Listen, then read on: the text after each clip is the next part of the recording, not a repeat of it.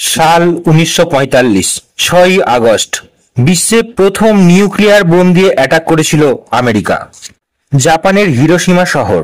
তখন সময় সকাল 8টা। সুন্দর ঝলমলে রোদ্দুর, নীল আকাশ, সবকিছুই সাধারণ ছিল। সোমবার সকাল 8টা, সকলেই নিজের কাজকর্মে ব্যস্ত। বাচ্চারাও স্কুলের জন্য বেরিয়েছে বা স্কুল শুরু হবে ঠিক এমন সময় কিছু মানুষ আকাশে একটি আমেরিকান যুদ্ধ বিমান দেখতে পায়। আমেরিকার বোয়িং B-20 নামের একটি যুদ্ধ বিমান হিরোশিমার দিকে আসছিল। প্রথমে কিছু বুঝতে না পারলেও পরে জাপানি সেনা বুঝতে পারে আমেরিকান যুদ্ধজাহাজ জাপানের মধ্যে প্রবেশ করেছে। 8:15 আমেরিকান যুদ্ধজাহাজ থেকে কিছু একটা নিচের দিকে পড়তে দেখা যায়। পুরোপুরি ক্লিয়ার ভাবে দেখা না গেলেও মানুষ বুঝতে পারে যে প্লেন থেকে কিছু একটা নিচের দিকে পড়ছে। জাপানের মানুষ কল্পনাও করতে পারেনি যে এটা একটা নিউক্লিয়ার বোম। আকাশ থেকে পরমাণু বোমটি মাটিতে পড়তে 43 সেকেন্ড সময় লাগে, আর তারপর এক পলকেই সবকিছু শেষ। এই ঘটনাটি ঘটেছিল জাপানের হিরোশিমা শহরে। হিরোশিমার লক্ষ লক্ষ মানুষ জীবনের শেষ মুহূর্তে তীব্র একটা আলো রশ্মি দেখতে পায়। বোম বিস্ফোরণের কারণে সেখানে একটি ফায়ার বল তৈরি হয়। তখন সেখানে তাপমাত্রা ছিল 4000 ডিগ্রি সেলসিয়াস। যেখানে বোম বিস্ফোরণ হয়েছিল তার আশেপাশে প্রায় 6 থেকে 7 কিলোমিটার এরিয়া নিমিষের মধ্যেই ধ্বংসস্তূপে পরিণত হয়। প্রায় 1 লক্ষ মানুষ প্রাণ হারায় এই বিস্ফোরণে। প্রায় 15 কিলোমিটার এরিয়া পর্যন্ত ঘর বাড়ি গাছপালা সমস্ত কিছু ভেঙে চুরমার হয়ে যায়।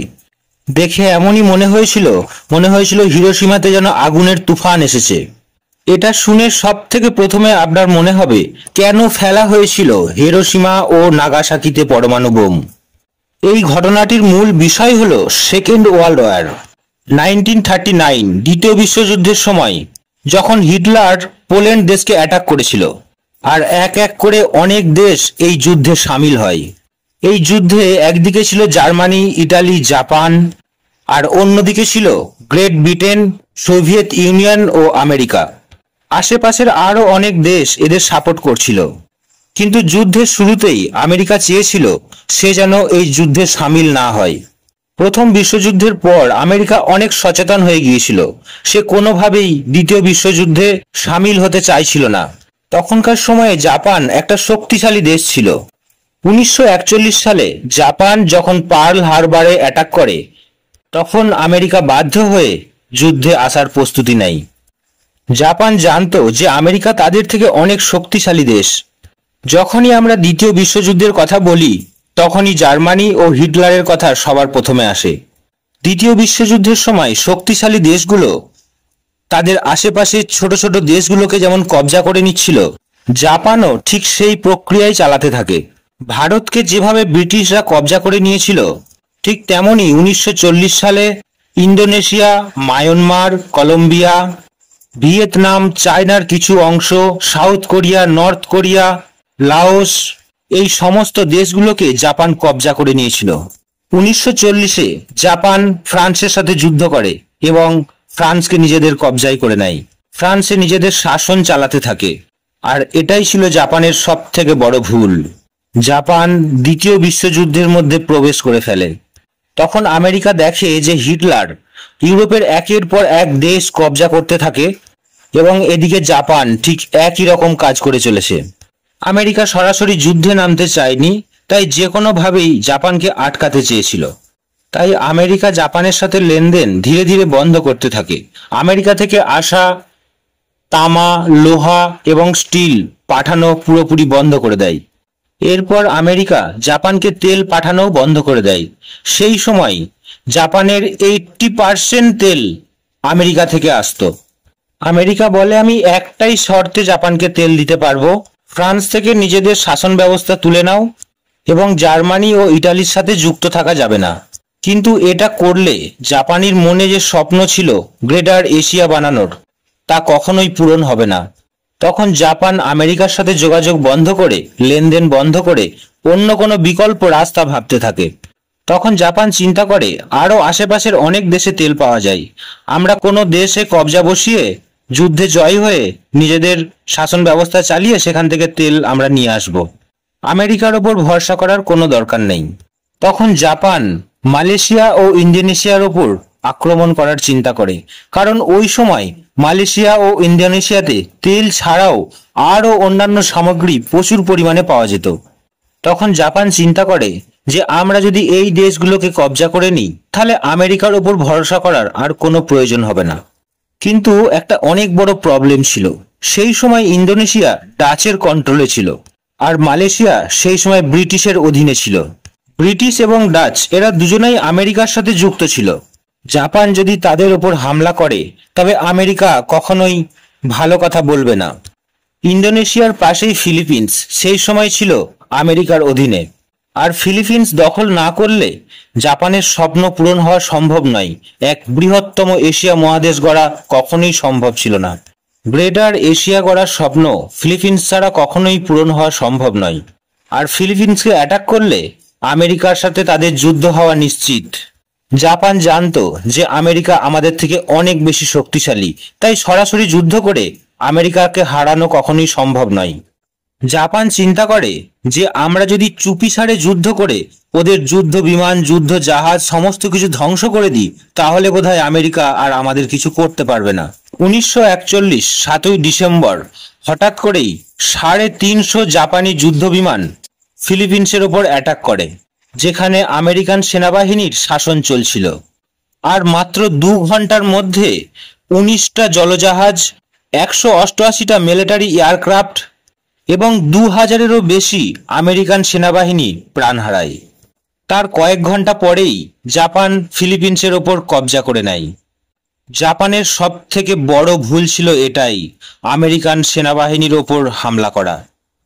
একেবারেই বোকার মতো একটা কাজ। জাপান ভেবেছিল যে আমরা প্রথমে হামলা করব এবং তাদের সমস্ত সেনাবাহিনী, যুদ্ধ জাহাজ সমস্ত কিছু ধ্বংস করে দেব, মেরে দেব, যাতে ওরা আমাদের ওপর না অ্যাটাক করতে পারে। আর আমেরিকা তো বলেইছে যুদ্ধে সামিল হবে না, তাই তাদের কোনো ভয়ও নেই। কিন্তু একটা সাধারণ চিন্তা ভাবনা বলে যে আমেরিকান সেনাদের ওপর হামলা করলে আমেরিকা কখনোই ছেড়ে কথা বলবে না। এটা জাপান একবারের জন্যও ভাবেনি।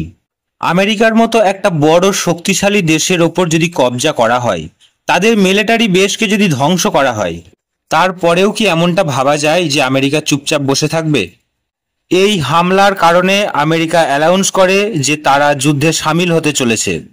এরপরেই আমেরিকা জাপান যুদ্ধ শুরু হয়ে যায়। এরপর ব্রিটেন ও চীন দুজনেই জাপানের সাথে যুদ্ধ শুরু করে। আর এরকমটা হতে দেখে জার্মানি ও ইতালি জাপানের হয়ে যুদ্ধ করতে থাকে। কয়েক মাস যুদ্ধ চলার পরে সব বড় বড় দেশগুলো একে অপরকে যুদ্ধ বিরতির অনুরোধ করতে থাকে এবং কিছু দেশ যুদ্ধ থেকে নিজেদেরকে সরিয়ে নেয়। সাল 1943-এ ইতালি স্যারেন্ডার করে দেয়। 30শে এপ্রিল 1945-এ হিটলার সুসাইড করে নিজেকেই গুলি মেরে। এরপরেই জার্মানিও স্যারেন্ডার হয়ে যায়। যুদ্ধ থেকে জার্মানি নিজেদেরকে সরিয়ে নেয়। একমাত্র জাপান তখনও হার মানেনি। জাপানি সেনাদের খুব সাংঘাতিকভাবে ব্রেন ওয়াশ করা হয়েছিল। তাদের বলা হতো জাপানের সম্রাটই তাদের বড় দেবতা এবং সে যেটা বলবে সেটাই তারা করতে বাধ্য। সেই সময়ে জাপানের সম্রাটের নাম ছিল হিরোহিটো।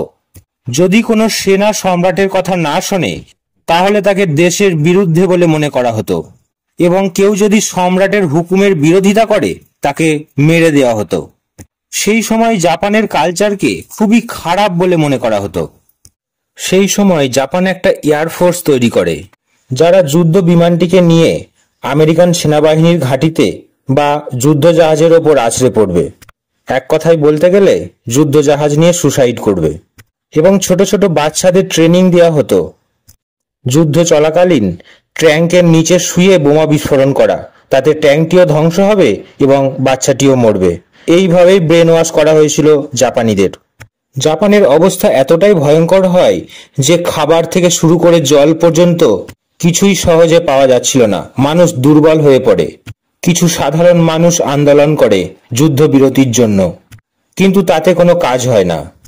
জাপান কোনোভাবেই হার মানবে না। এই সময় আমেরিকা প্রচণ্ডভাবে জাপানকে আক্রমণ করার সিদ্ধান্ত নেয়। কিন্তু জাপানি সেনারা খুব সাংঘাতিকভাবে যুদ্ধ করতে থাকে আমেরিকানদের সাথে। একের পর এক মানব বোমা এবং হাওয়াই জাহাজের বিস্ফোরণ। জাপানি সেনারা শেষ নিঃশ্বাস পর্যন্ত যুদ্ধ চালিয়ে যেতে থাকে। আমেরিকা এই যুদ্ধে জিতে যায়, কিন্তু সাংঘাতিকভাবে আমেরিকার ক্ষতি হয়। জাপানের একটা ছোট্ট অংশে আক্রমণ করতে গিয়ে আমেরিকার প্রায় 12,000 সেনা নিহত হয় এবং আহত হয় প্রায় 50,000-এরও বেশি সেনা, এবং জাপানেরও প্রায় 1,10,000 সেনা নিহত হয়।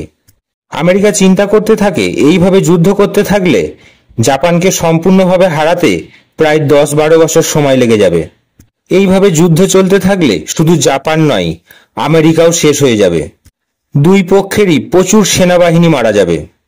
আমেরিকা অন্য চিন্তা ভাবনা নেয় জাপানকে স্যারেন্ডার করানোর জন্য। 12 এপ্রিল 1945 আমেরিকার প্রেসিডেন্ট ফ্র্যাঙ্কলিন ডি রুজভেল্ট মারা যান এবং ভাইস প্রেসিডেন্ট হ্যারি ট্রুম্যান হয়ে যান প্রেসিডেন্ট। জাপানের সাথে যুদ্ধের সমস্ত দায় দায়িত্ব এখন এনার ওপর এসে পড়ে। জাপান কোনোভাবেই স্যারেন্ডার হতে রাজি নয়। আর সেই সময়ই একটা খুব গোপন তথ্য আমেরিকার সামনে আসে, ম্যানহ্যাটেন প্রজেক্ট। বিশ্বের বড় বড় বৈজ্ঞানিক একসাথে কাজ করতে থাকে বিশ্বে প্রথম অ্যাটম বোম বানানোর জন্য। অ্যাটম বোম বানানো সফল হওয়ার পরে টেস্ট করা হয় নিউ মেক্সিকোতে, এবং সেই টেস্ট সাকসেসফুল হয়। 16 জুলাই 1945 বিশ্বে প্রথম অ্যাটম বোম টেস্ট করা হয়।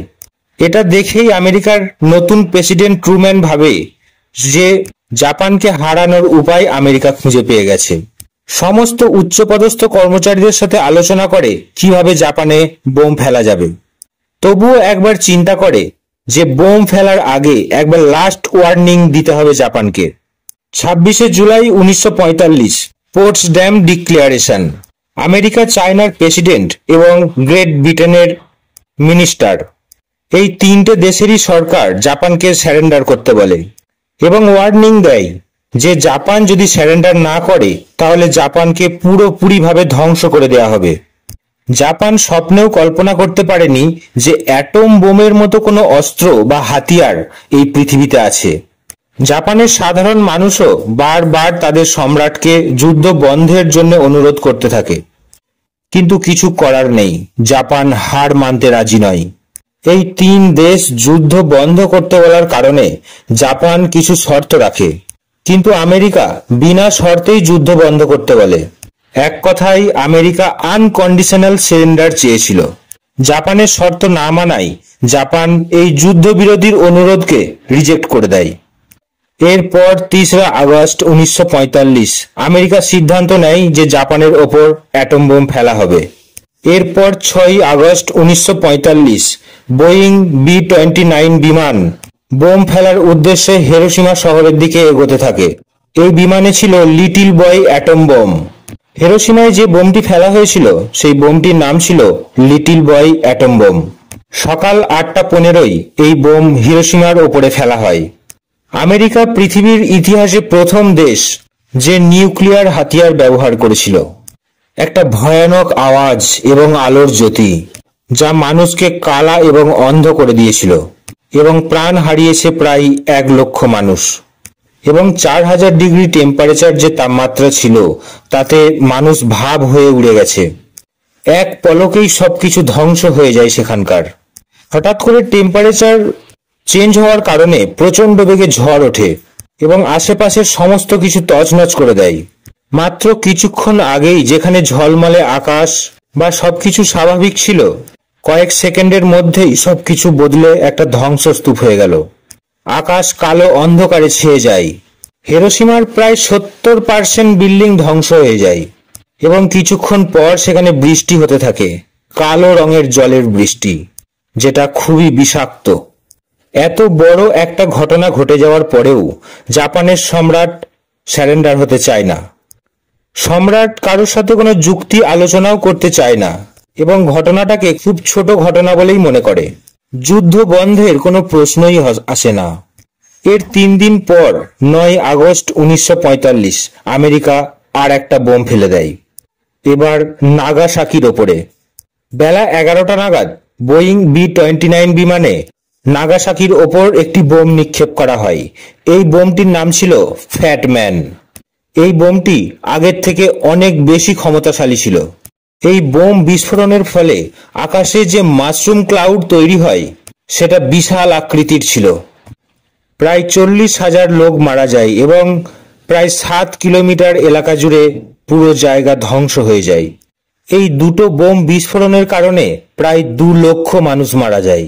এরপর জাপানের সম্রাট তাদের কর্মকর্তাদের নিয়ে আলোচনায় বসে, যুদ্ধ বন্ধ করার চিন্তাভাবনা নেয়, স্যারেন্ডার করে, হার মেনে নেয়। 15ই আগস্ট 1945 যুদ্ধে হার মেনে নেওয়ার পর বা জাপান স্যারেন্ডার করার পর দ্বিতীয় বিশ্বযুদ্ধ সমাপ্ত হয়। জাপানে পরমাণু হামলার কিছুদিন পরে টাইফুন নামে এক বিশাল ঝড় ওঠে। এই ঝড়ের ফলে জাপানে নিউক্লিয়ার রেডিয়েশন অনেক কমে যায়। আমেরিকার এই ডিসিশন ঠিক ছিল না ভুল, এই প্রশ্নের উত্তর দেওয়া খুব একটা সহজ নয়। আমেরিকার প্রেসিডেন্ট হ্যারি ট্রুম্যান এই ঘটনার জন্য কখনো ক্ষমা চাননি এবং এই কাজের জন্য তিনি কোনো রকমভাবেই কোনো অনুতাপ করেননি। তবে জাপান এই নিউক্লিয়ার রেডিয়েশনের কারণে অনেক ক্ষতিগ্রস্ত হয়েছে। অনেক বছর ধরেই তাদের এই রেডিয়েশনের সাথে লড়তে হয়েছে। এই থেকে সারা বিশ্ব শিক্ষা পেয়েছে যে নিউক্লিয়ার বোম ব্যবহার করা মোটেই উচিত নয়। ওয়ার্ল্ড মিস্ট্রিক চ্যানেলে আমাদের ভিডিও যদি আপনাদের ভালো লেগে থাকে তবে চ্যানেলটিকে একটি লাইক দিয়ে অবশ্যই সাবস্ক্রাইব করবেন।